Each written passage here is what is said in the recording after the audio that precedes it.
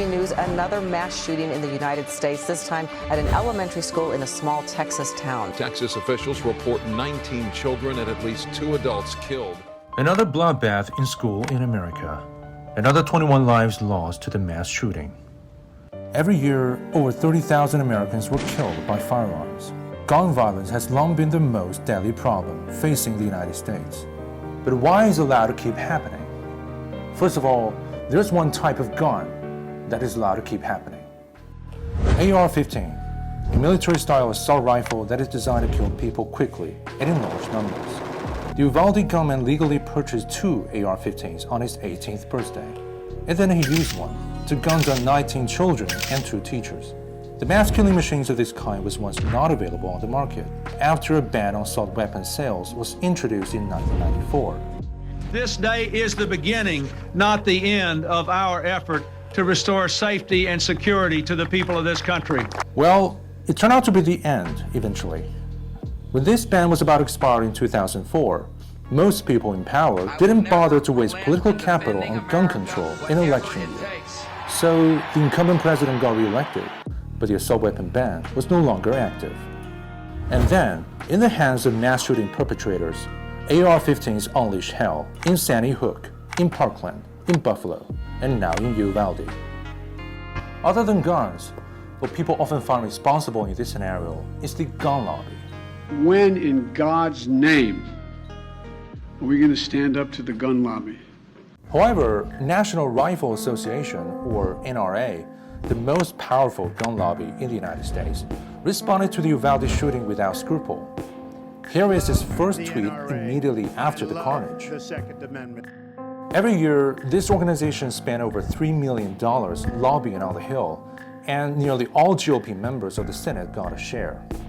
NRA even devised a meticulous scoring system. It gives ratings to political candidates from A+ to F based on their attitudes to gun control. It is a yardstick for future funding, endorsement, and in general, votes. These report cards keep politicians on a tight leash, make them block gun restriction bills, and sometimes even drive them crazy.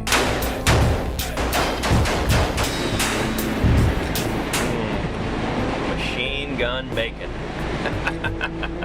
And that's also why Ted Cruz, a Texas senator, had the audacity to dismiss stronger gun control even after the Uvalde massacre took place in his own electorate. Despite all this, the current U.S. legal framework allows NRA to operate in such a manner. As a matter of fact, it was this notorious gun lobby that helped draft America's first federal gun law in 1934. Up to now, there are even laws preventing gun manufacturers from being named in gun shooting lawsuits, let alone the gun lobby. So naturally, NRA also refused to take the blame. It instead pinned the tragedy on the lone deranged criminal. But who's supposed to stop this lone deranged criminal? It falls in the purview of the Bureau of Alcohol, Tobacco, Firearms, and Explosives, commonly referred to as ADF. But in the past 1.5 decades, the post of ADF Permanent Director remained vacant for 13 years. David Chipman was among those nominated as ADF chief, but his nomination got stranded in Congress during Biden's first year of presidency. ATF has so many responsibilities. They have to regulate the entire gun industry, tens of thousands of gun dealers, more than McDonald's locations across the country. The ATF, this agency that's supposed to deal with gun violence in our whole country, is smaller than the Las Vegas PD. ADF is in an even more deplorable situation compared to other federal agencies.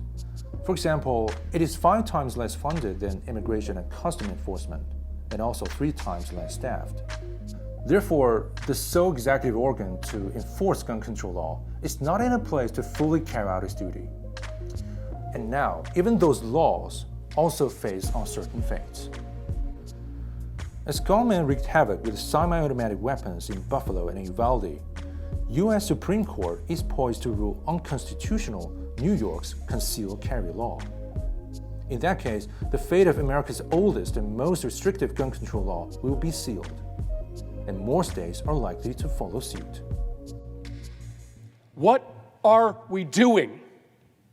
Nowhere else do parents have to talk to their kids, as I have had to do, about why they got locked into a bathroom and told to be quiet for 5 minutes just in case a bad man entered that building. Nowhere else does that happen except here in the United States of America. This is the America we see today, a country with 300 million civilians and 400 million guns. Although the firearm has long been the leading cause of death for children and teenagers, the nation is going the opposite direction of gun control. And here is Biden, president of the most powerful nation on earth, crying in anger and in vain. Halfway into his presidency, Biden failed to push any piece of legislation aimed at preventing mass shooting. Now, 94% of Americans consider gun violence a problem, but their will has not been translated into legislation. Obama once pushed for a gun control law after the deadliest school shooting in American history in 2012. But the bill died in the Senate. A majority of senators voted yes to protecting more of our citizens with smarter background checks. But by this continuing distortion of Senate rules, a minority was able to block it from moving forward. The American people are trying to figure out how can something have 90% support and yet not happen. The bill died, even though the senators who supported the bill represented 2/3 of Americans.